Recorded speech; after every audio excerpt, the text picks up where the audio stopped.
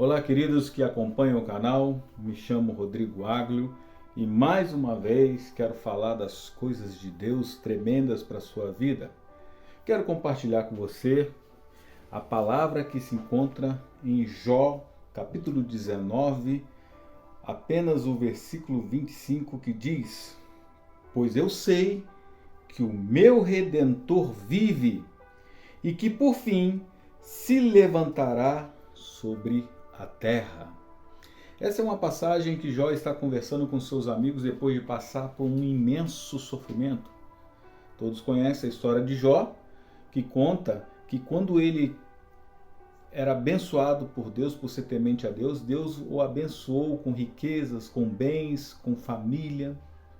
Ele era um homem considerado o mais rico do Oriente. E o diabo chega na presença de Deus, na reunião celestial, e questiona a Deus, porque ele é temente, é um homem nobre, sim, porque você, o Senhor Deus, tem dado tudo para ele. E o diabo pede permissão a Deus para bagunçar a vida de Jó. E Deus permite, em etapas, em processos, que o diabo tocasse nos bens materiais, que tocasse em seus rebanhos, nos seus filhos, e chega por último na sua saúde.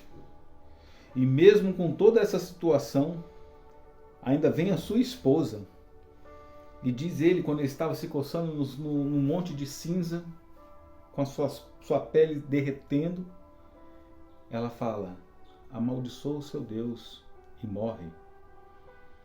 E Jó, numa fé que nós devemos ter, amaldiçoa o seu próprio nascimento, mas ele diz: nu eu nasci, nu eu vou morrer, e a glória seja dada a Deus. Querido, eu quero dizer para você que tem muita gente que às vezes um problema pequeno já se torna vítima do mundo, não é capaz inclusive de buscar a Deus, de ir à igreja.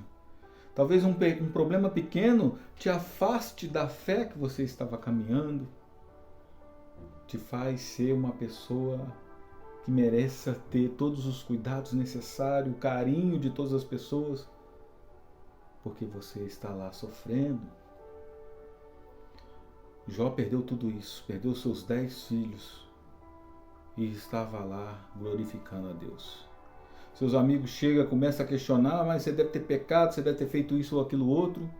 E Jó fala: não, eu não fiz, eu tenho convicção no meu coração que eu não fiz nada de errado, eu andei conforme a regra, a lei, a vontade de Deus. Querida, às vezes nós somos tão pecadores que quando acontece alguma coisa na nossa vida, nós ainda podemos justificar, falando assim: não, eu estou pagando porque eu mereço, porque eu fiz mesmo, então estou sofrendo. Mas Jó não, Jó tinha consciência do que ele estava passando.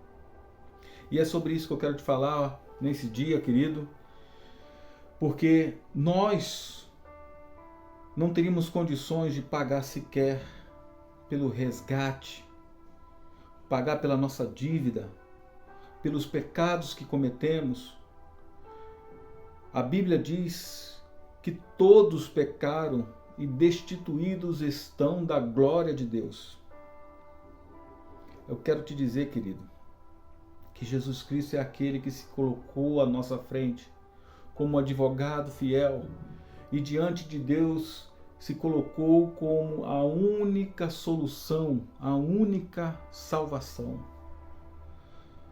Porque quando você encontra essa palavra que Jó fala: o meu Redentor vive, eu quero destacar para você 3 coisas que são faladas sempre nas mensagens bíblicas, que é sobre redenção, remissão e fiador. São 3 palavras distintas, mas com significados parecidos, ou seja, são sinônimos, porque redentor, segundo o dicionário, ele diz que é aquele que livra da escravidão, é aquele que salva. Remidor é aquele que redime, que repara o erro. E fiador é aquele que é o abonador, ou que afiança, ou seja, aquele que paga o débito, a dívida.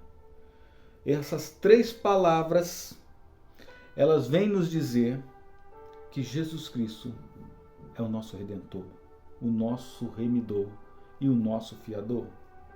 Se hoje nós pudéssemos estar diante de Deus e Deus falasse assim: qual é o valor que você tem para pagar pelos seus pecados, para te livrar da condenação eterna e da sua ida para o inferno? Talvez você pudesse ter um parente como Elon Musk, um dos homens mais ricos do mundo, ou Bill Gates, e eles pudessem ser o seu fiador e pagasse a sua dívida diante de Deus. Só que Deus ia virar para você e falar assim: não tem dinheiro que pague. Não tem bens materiais que pague pelo erro de Adão e Eva na cruz. Porque depois que Adão e Eva erraram, o pecado se estendeu para a humanidade. Todos nós somos pecadores hoje, inclusive as crianças que não têm maldade, que são inocentes, já nascem com raiz do pecado. É como se elas já nascessem de costas para Deus, e à medida que vão crescendo, elas vão se afastando de Deus, porque o pecado jaz neste mundo e o príncipe dele está aí. A Bíblia diz que o salário do pecado é a morte. Então, não há nada de dinheiro, de bens materiais que nós pudéssemos ter, que pudesse pagar pela nossa salvação.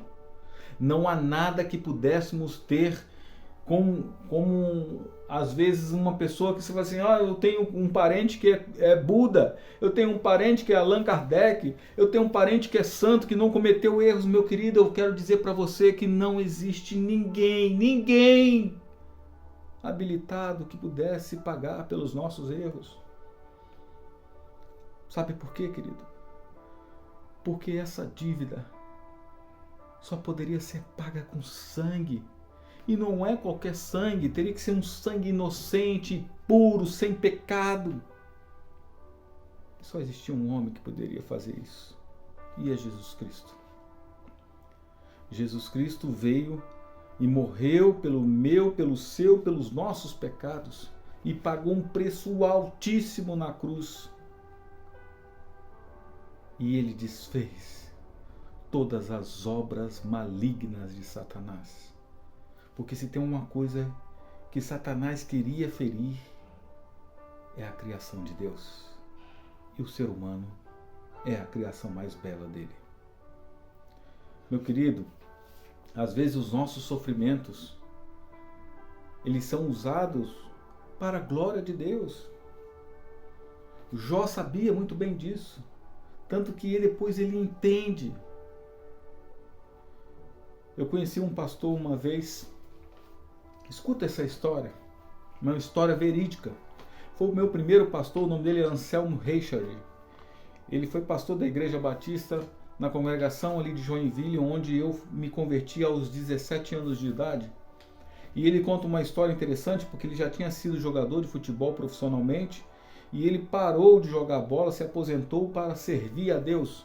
E mesmo assim ele jogava bola, ele tinha problema no joelho, mas ele jogava bola. Em uma certa ocasião, ele ficou com o seu joelho em situação praticamente nula, porque travava o joelho dele e ele precisava passar por uma cirurgia.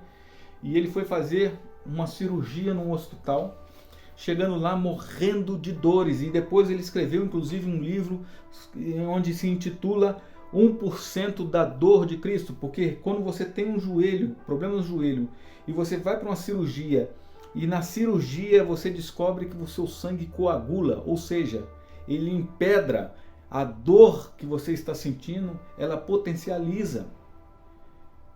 E aquele homem não podia fazer a cirurgia com seu joelho empedrado, é colocado de lado, ele morrendo de dor, e ele começa a clamar a Deus falando: Deus, mas eu sou seu filho, eu sou seu servo, por que eu estou passando por isso? Enquanto ele estava ali, reclamando, clamando a Deus pelo seu sofrimento. É colocado de lado um jovem e as enfermeiras sabiam que ele era pastor. Pastor, sei que você está sofrendo com seu joelho aqui, mas esse jovem aqui está com os minutos dele contados. Ele está com uma bala na cabeça porque ele foi entrar de noite em sua casa e esqueceu a chave.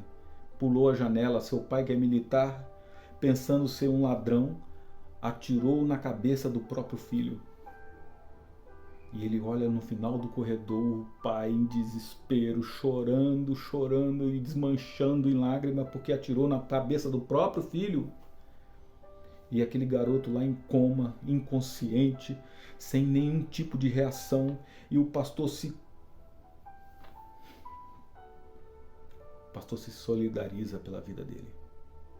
E começa a orar pela vida dele, dizendo: olha, eu não sei se você está me ouvindo, mas se você estiver me ouvindo, saiba que é só Jesus que pode te livrar dessa situação. Talvez você não consiga voltar mais para os braços de seu pai e de sua mãe e viver aqui nessa terra. Mas se você estiver me ouvindo e crer no sacrifício de Jesus Cristo, Ele pode ainda hoje te levar para o paraíso. Você vai estar no meio do Senhor Todo-Poderoso, Criador dos céus e da terra. Este que pode realmente dar significado à sua última chance agora. Se você estiver me ouvindo isso, me dê um sinal. E aquele jovem, sem reação nenhuma, de repente, ele deixa cair do seu peito a mão. E aquilo foi o sinal que o pastor precisava para ver que Deus estava falando com aquele garoto. As enfermeiras, quando viram aquilo, começaram a trazer os enfermos do hospital e o pastor esqueceu da sua dor no joelho e começou a orar pela vida de cada um que estava ali. Pessoas estavam sendo curadas, enfermos estavam sendo transformados, sarados, e muitos dos que estavam ouvindo se maravilharam, creram, se arrependeram e se converteram ao Senhor pelo testemunho, pelos milagres que o pastor estava operando naquele corredor.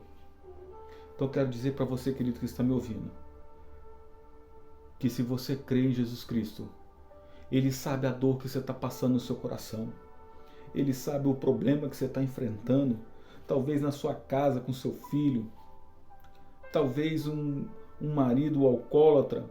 Eu não sei qual é o problema que você está enfrentando hoje, mas Deus sabe, porque Ele é onisciente, Ele é onipresente, Ele é onipotente, Ele tem poder para fazer todas as coisas, porque aquilo que para o homem é impossível, para Deus é possível.